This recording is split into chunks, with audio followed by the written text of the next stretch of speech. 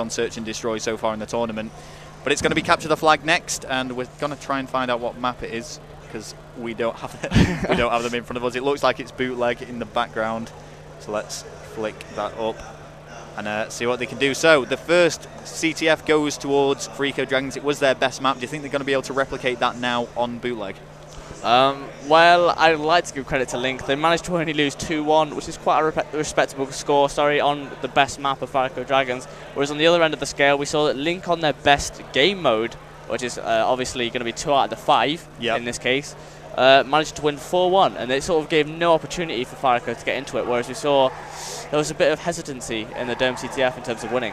Well, I wouldn't say this is Link's best map, but I know from watching them in scrims, which I quite often do, I kind of just sit there and spectate them, see how they're doing, and I know that they do well on Bootleg, and I know that they don't particularly like Dome either, so I'm quite confident Link might be able to take this. I don't know how good Fariko Dragons are at this, so you know, anything could happen.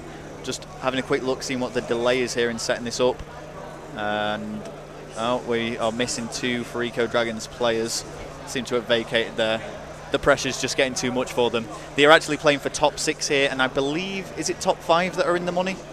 Yeah, I believe it is with this turnout they have. 100 and how many teams is it? 100 and, oh God.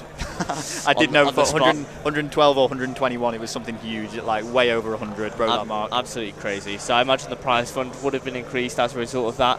It'd be nice to actually to see my brother do well in the tournament and see him place in the money, because if we just go back to EGL4, that Apex game, it was exactly like when he lost at EGL4 to some average team for top 3. Was that foreign? I don't know. I think it was. I think they placed top 32 though this year. No, but it just reminded me of that, because it went to the last map right down to the wire and he lost it, and then he placed 1 out of the money. So it'd be nice for him to break that 6th place mark. Well, Momo in the past has managed to place in the money at Reflex GT5 with the formidable Frag Season team. What a team that was! All that funding that they provided, that they promised and definitely sent through. But Monksy, no sarcasm there. No, but Monksy, I think you need some credit. Even though on that video that's got a lot of views on YouTube now, where Momo captures the flag, I think people forget you actually got a 4-piece there that allowed that. Oh yeah, that's going down in the memoirs of my gaming history. But I'd like to go on board with Lowen, because I believe he's going to be the player who's going to be sweeping that left-hand side as an AR player. This is something that every single team needs, and it's sort of the backbone of this map, if I'm going to be honest. He did spot someone jump into there. Imagine whoever that Fariko Dragons player was, he's waiting for Lowen as Lowen is waiting for him, and he's got to be careful because he might get challenged now that 2 of Link have gone down. Yeah, smart decision by Lowen there to reside to that corner. However, Torres gets the better of him. Link are completely pressured back into their spawn, and T1 picking up the spawn kill here. Ryder trying to claim a bit of map control back. However, he's been forced into the bikes area. This is never a good sign if you're on the Link point of view, because they're going to be running the flag down the brick side of the map. Pasco frantically trying to chase that, and Lowen picks up a great grenade there. I was just about to say that is a guaranteed flag capture now for Fariko Dragons. They've actually picked it back up again and may very well take this. I don't know if there's anyone actually chasing them, but it was a brilliant grenade from Pasco, and I think they've taken this flag away. Yeah, I think Pasco sort of admitted defeat there chasing that flag. But I think it could be interesting to see Link potentially getting a counter cap. That's 1-0 in favour of Fariko in the very early stages of the CTF, once again instating their dominance. Okay, well, let's stay on board with Link, see if they can answer back here. And which side do you believe to be better on Bootleg? Certainly the side that Fariko Dragons are, if I'm going to be honest. I feel it's a lot easier to get the flag away and manipulate the spawns in such a way that they can't stun the flag in any angle. Okay, well, let's see if Link are able to pull a flag back as we continue to spectate Ryder, who's been facing a lot of stuns and semtexes, only to be killed by Daredevil's SMG. Pasco is going to have to play slightly defensive. They don't want to get to start taking many risks. They're only 1 flag down at the moment, so could definitely get back into this game. Yeah, we could potentially see Link maybe panic this 1-0 loss, because I've seen in a lot of teams that they start just frantically running at the flag, just trying to claw back the draw. But it seems that Pasco is completely aware of just maintaining the map control, and it seems that he's convinced that someone is in his spawn. Well, the flag has actually been picked up by Momo, and a lot of kills are going down in favour of Link, but Torres is actually going to shut him out. Ryder was there to support and has reclaimed that flag. This is looking like a really good run for Link. Yeah, and Ryder's got some good support there from, I believe it is Pasco. He's going to be grenading behind him. Smart decision there to ensure that nobody was chasing him, and that's going to be 1-1. Link on the bad side here, so I'll probably say it's in favour of them right now. Yeah, great play from Link. And something I just want to point out as well, I think Pasco and Ryder, they've teamed together 3 times now. Every time Ryder's come to LAN, I think it's been with Pasco. I found out as well, my brother has teamed with Lowen more than anyone, which is interesting. So there you go. Just a bit of gaming trivia for you. So, and Pasco instating his dominance there. Going big with the vocals. Yeah, he's going to push up onto platform following that 2-piece. Oh, and he manages to get a few hit markers on someone down there, but not a kill. Yeah, I'd like to draw attention to how steady Pasco's aim is, and that's as a result of playing on that 2 sensitivity for so long. On Black Ops, you saw with the AK, his aim just wouldn't wobble, and he sort of maintained that through all the Call of Duties. Well, that is going to be 2 down now. It might have even been 3 against Link. Lowen's got a tough job defending this. He just needs to prevent them getting that flag. The Link team are spawning up, but they are just falling as soon as they spawn. And Excellence is going to be pushing the flag here. Pasco desperately needs to try and get this flag defense. However, Torres with the great support. Momo being forced into that back road area, which you never want to see as a defender. However, I believe he's got the stun away. Oh, it's only on Torres, and I believe that's definitely going to be a flag cap there for Fariko Dragons. Yeah, they've got it away now. Ryder's trying to give some sort of chase, but it is just too far away for him to do anything. Pasco's trying to get close. Oh, I thought Ryder had actually shut that out, but it's actually Daredevil picking up those big kills. Almost a 3-piece, but the flag is captured. 2-1 now to Fariko Dragons. Yeah, and I'd like to draw attention to Torres' support there, going 11 for 6. On the other end of the scale, we've got Pasco going for 11 for 6 as well. It seems that both ARs for both teams are stepping up to the occasion. Yeah. Torres taking out Ryder, T1 dropping momentum. Fariko Dragons just looking so strong here on the capture of the flags. And it's not really giving Link any justice. They've played so solidly throughout this event, but are really struggling up against this formidable Fariko team. Yeah, I'd like to look at the Fariko team, if I'm going to be honest. They're probably comprised of some of the most achieved players, particularly from the Dutch scene. We have Daredevil and T1 and Torres claiming a lot of top 3 placements in the past, particularly EGL events. But Ryder is trying to create opportunities of his own with the last 30 seconds to go. He's going to be pulling this flag down this roadside, and with support from his team, he picks up the kill on Daredevil. That's an essential kill there, and it's going to fully enable him to run the flag down road, potentially given cover from his team. Oh, there was time, but it is going to be a return there by... Oh, I'm just trying to check who that was. It was actually T1 that was ready to actually prevent that. There's going to be no more flag captures in this round, and it is going to end 2-1. Certainly the opportunity to come back from this, but it is going to be difficult as Link are struggling. Yeah, and looking at the stats there, we see that Momo is struggling a little bit, going triple negative, but that's not to say he could definitely pull this back. How do you feel that Link are going to approach this with the side route? You know what, they're probably going to play it the same. I'm trying my best not to say something, but it's just so typical that when this goes on stream, he goes neg. But you know what, it happens. They're going to just play as they have been playing this whole event. I don't think they particularly played badly. They're sticking to the same sort of strategies, but they were just outplayed by Fariko Dragons. Yeah, and Torres is sort of going to be doing what Lowen was doing in the early stages of the last round. He's going to be holding this left-hand side as an AR. Link picking up an early 2 kills, so it's going to be a 3v2 situation on the sense of map control, but Torres getting a 1v1 duel on this left-hand side of the map. It seems that the Link are really pushing heavily on the side.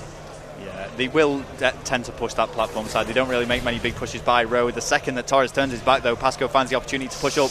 T1, what are you doing right behind your spawn there? He is going to manage to get the kill against Momo, who is the SMG objective player for Link, but Ryder has taken out T1 and created an opportunity. Oh, just too many kills against Link, though. Yeah, and Lowen is the last guy alive for Link, and he's going to be trying to just keep map control as basically safely as possible. However, Link are coming off spawn here, and Torres has resided back to his position once again.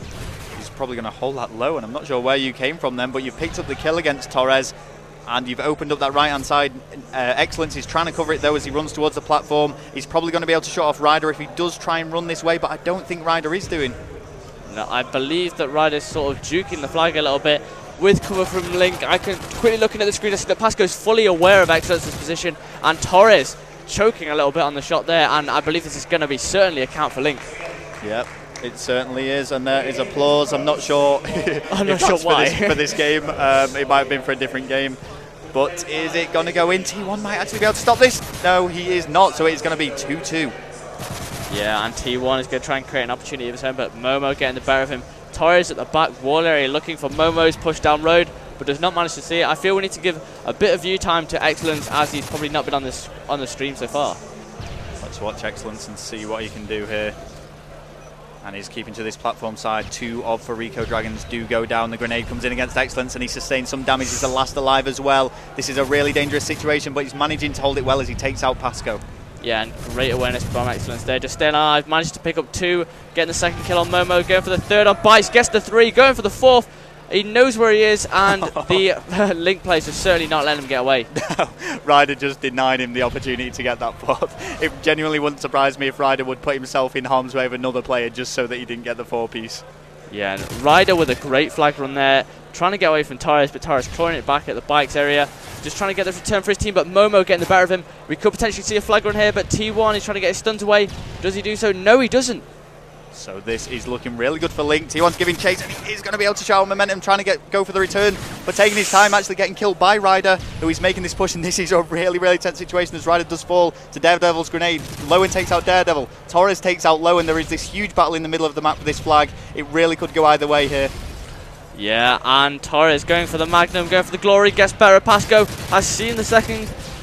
And I believe it was Momo who's got the better of him and tried to pull that flag away. Great decision by Momo there. Alternative route has been used, but Torres is right in that spawn. They've got to be careful. Now he comes head on. Torres does get the kill, but Ryder picks it up and he is going to secure that flag. So that is going to be 3-2 now to Link Gaming as they take the lead with 1 minute 34 left on the clock. Now, I'm not sure if you could hear that level of Rowe's voice with elation as that flag was jumped in. And it seems that the Link team have done a great job of clawing this back, though. Fariko just don't seem up to the challenge of stopping them push on that left-hand side of the map.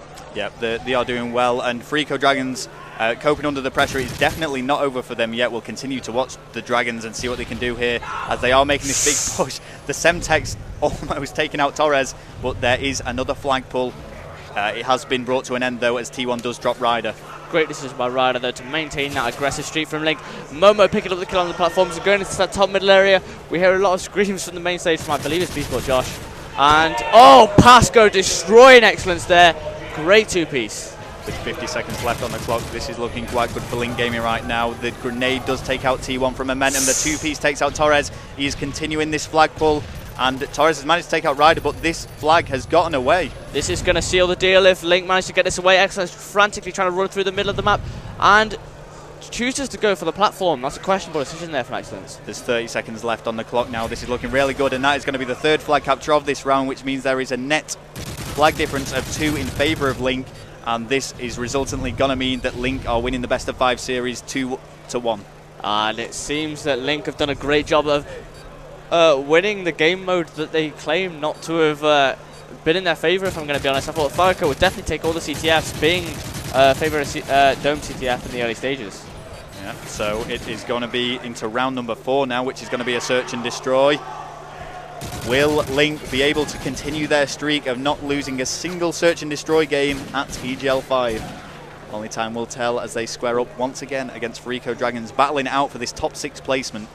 And the winner of this match as well, I feel that we should point out, is going to go on to play Prophecy, who lost against Apex NA on main stage in what was a 3-1 victory for NA. And look at that. Wow, we're just looking at the scoreboard now. Nice to see Momentum brought it back from the triple neg. He is still 17-20, but he had a lot better second half. Pasco there, wow. Going 26 and 15, going on for the 30 bomb. That's an exceptional performance, but we saw that Torres as well going 27 and 17, a positive 10. Maybe being let down by his teammates just a little bit. However, it does not matter because obviously it's a team game and you're just as good as your worst teammate. And in that situation, I'd like to give credit to Lowen there, because even though he doesn't appear to have the most kills and deaths, he was the one that was holding down full map control by just being alive for so long. Exactly. So yeah, like it looks like they're just changing hosts. I suppose we could recap a little bit. So it was Apex NA against Prophecy on main stage. It was a 3-1 victory to Apex NA, but it was very, very close to being 2-2. Prophecy actually did have a 3-1 lead on Search and Destroy, which I think it's fair to say they choked to allow that 3-1 victory. Apex NA are not unbeatable, ladies and gentlemen. And that wasn't on stream. We brought up a slightly offensive message, but it wasn't on the stream, so we're okay. We should probably delete that message. Yeah, that'll be a good idea. I'm just looking at the screens. It seems that Torres wants to claim host there for the Fariko team. I'd say having played on the online servers, I'd say host has been a big advantage so far, as we see with like Gears of War, for example, being in the online lobbies. Okay, well, we'll see if that comes true as we go into the next